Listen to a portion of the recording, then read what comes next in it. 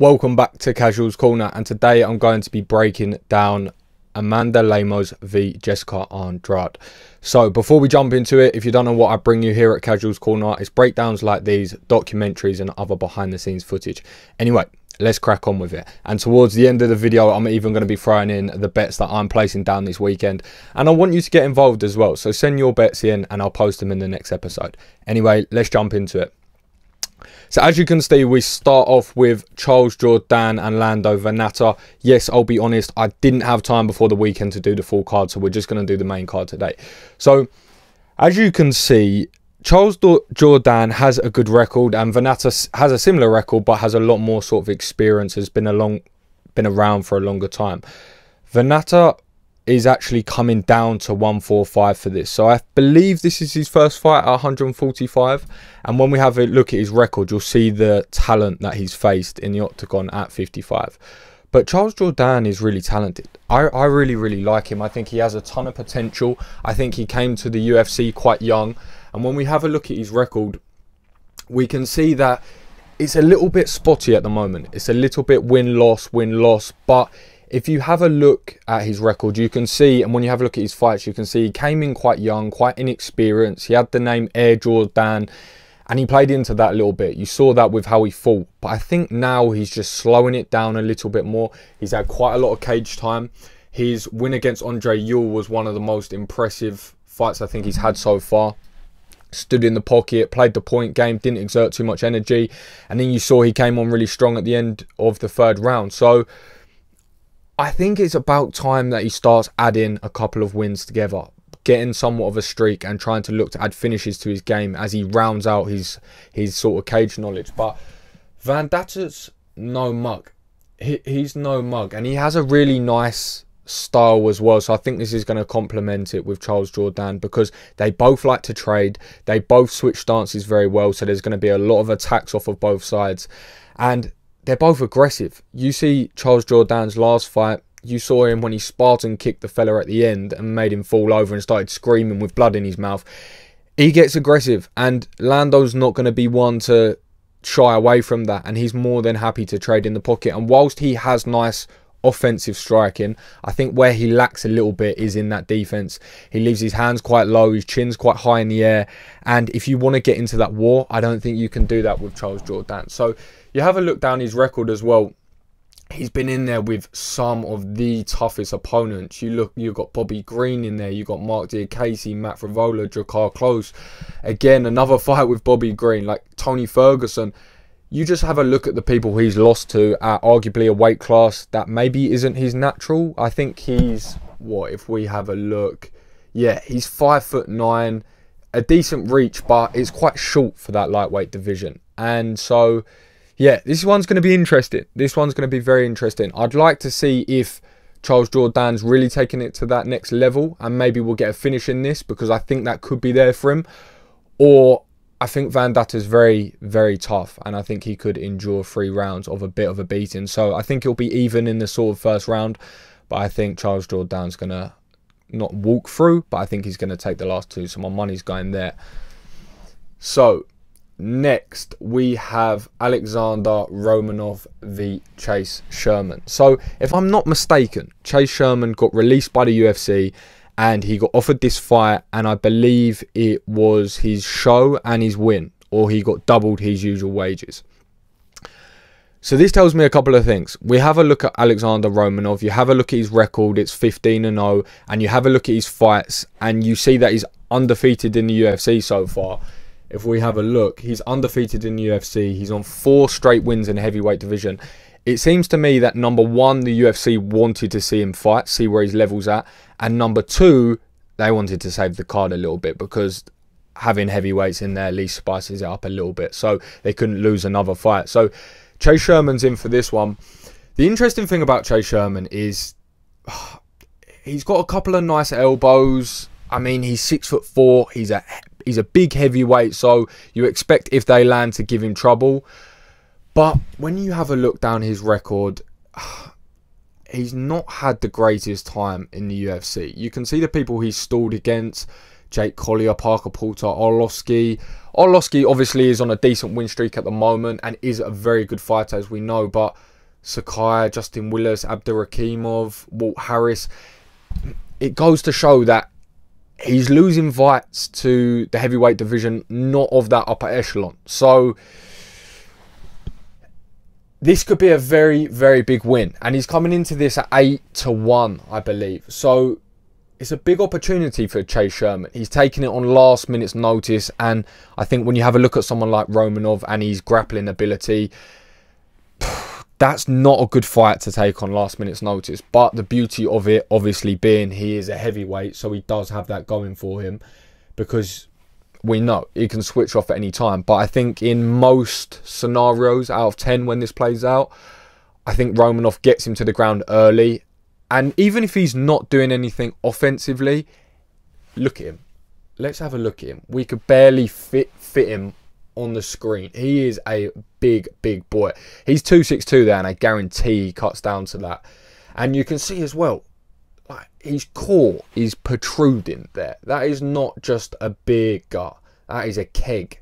You see Eddie Hall when he leans out and he has these thick core muscles. That's a lot of years of grappling. That's a lot of years of wrestling, and that's a lot of top pressure to take if you're Chase Sherman taking this on last minute notice. So if he's bumped up his contract and managed to get a good figure for this one, more power to him. And if he gets a big win here, it does a lot for him. So it's a win-win for Chase Sherman, really. So he's got nothing to lose, but I think he's been set up to the Wolves. I think he's being fed to the Lions, whatever the saying is. And I'm going to go Romanov here. I'll be surprised if he doesn't finish him even early. If he gets him to the ground in round one, I think he pounds him out. Not a great sentence.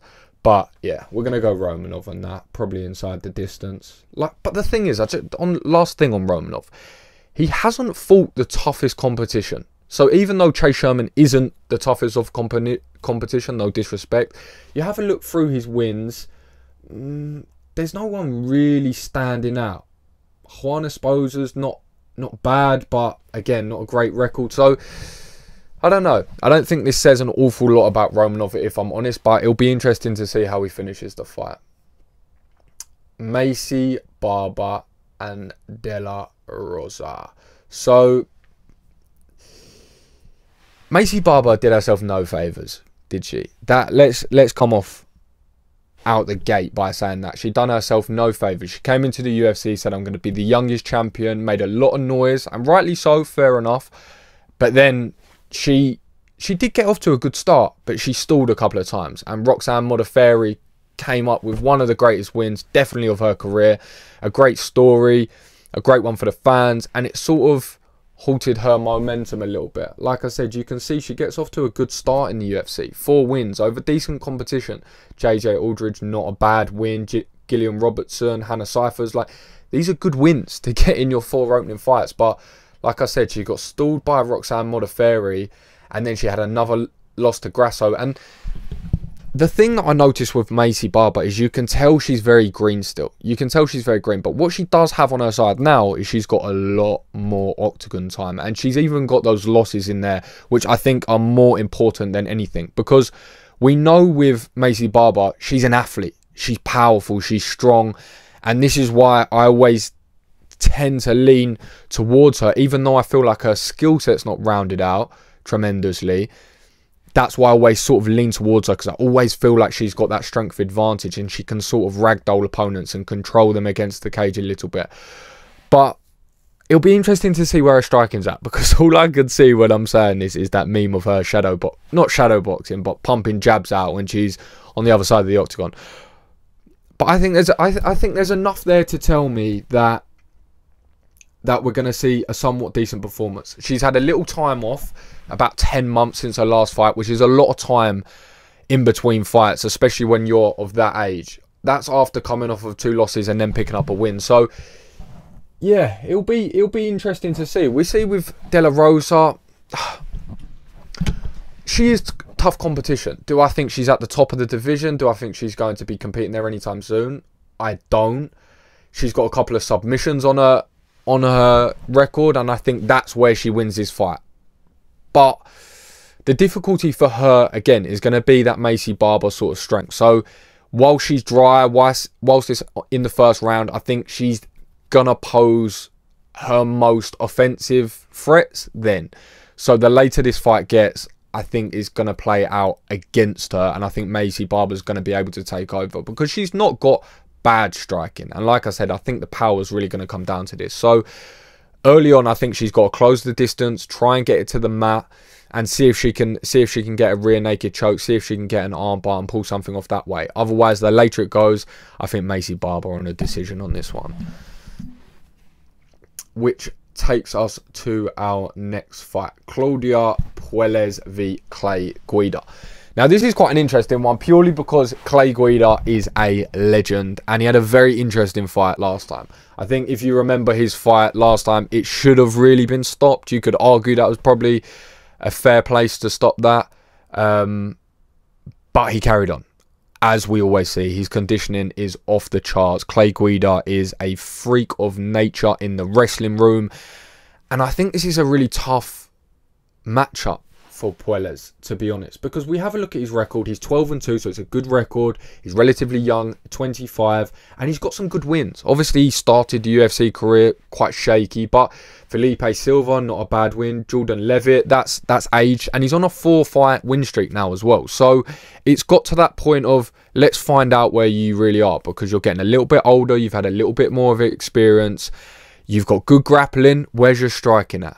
Where's your striking at? And also, how good you're grappling against a wrestler. Because you have a look at the 155-pound division, there's a lot of good grapplers in there. And you look at the top, the best. So, this is a good marker. But Clay Guida is no mug. And I just think all I can see this fight panning out is he's going to be too much. I think the pacing is going to be too much. I think the first round is everything for this fight. If Clay can survive the first round when he's at his strongest, most powerful, when his striking's the most dynamic, when they're both dry, when his offense is going to be there, if he can survive that and keep himself out of danger and don't get caught in the pocket trading, then I think this is going to play into his favour. I think Clay Guida can wear him down. And if you're saying to yourself, he is 68 right about now, can he do that? I'm not so sure. Is his conditioning going to be there? We saw it in his last fight, which was not long ago. We saw his last fight was April 20. No, what am I talking about? That's now. That'd have been funny. August. So it's not a December. Jesus, nearly there. But the one thing that strikes me when I have a look at Clay Guida's record is the sheer talent of people that he's faced. You have a look. Only recently, Mark Madsen, obviously an exceptional wrestler, wins over Michael Johnson. Just the people he's fought, the Bobby Greens, the Jim Millers, the BJ Penns, the Charles Olivier. I would argue that 1, 2, 3, 4, 5 fights in a row is one of the biggest fan favourites matchups you can possibly get in terms of talent and legacy. Charles Oliveira, BJ Penn, Jim Miller, Bobby Green and Michael Johnson. That is killer's row. So he's been in there with the best of the best his whole entire career. And even if I scroll down, you can see the list of people. The Chad Mendes, the Gray Maynards, the Benson Henderson, the Pettis, the Takanomi Gomi. That is ridiculous. So I don't think he's going to be able to get caught with a knee bar. Now, it's pretty impressive that Puelles has 2 on his record, but I just think the experience of Clay Guida is going to shine through a little bit. So he's got to survive that first round. So if it doesn't go to Puelles in the first via maybe a submission or maybe even stops him, then I think Clay Guida takes this one on points. And that's where I'm leading towards in this one. So that brings us to our final matchup. Amanda Lemos v Jessica Andrade. Now, when I look at this fight, obviously you can see Amanda Lemos only 1 fight on her record, and that was her first fight in the UFC. And ever since then, she's ran through pretty much everyone. She had a difficult fight against Angela Hill.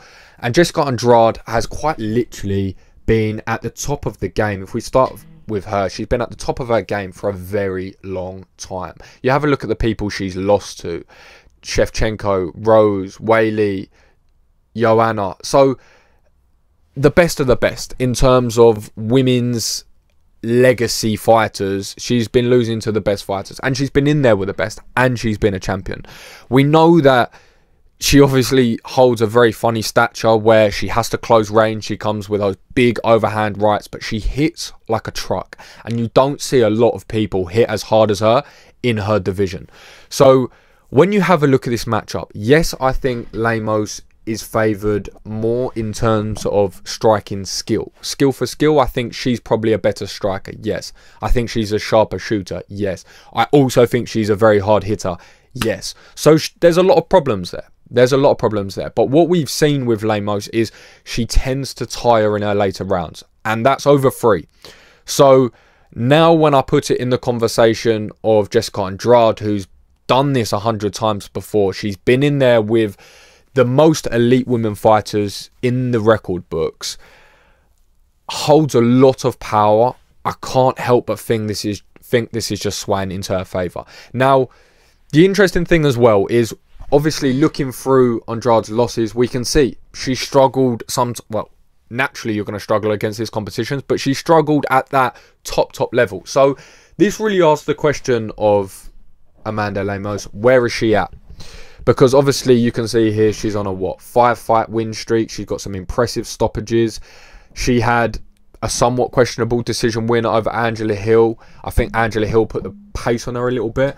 And we know that Jessica Andrade likes to start quick sometimes. We've seen that with round 1 KOs. So I think they're both going to come out the gates fairly hard. And I think Amanda Lemos has to get this done early, because if she doesn't get this done in the first or second round, I think this is going to just play out to a Jessica Andrade late finish, I believe.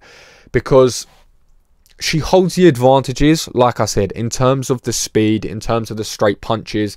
And if she's quick about it and she can time her entries well, I think she can catch Jessica Andrade as she's coming in and closing the distance.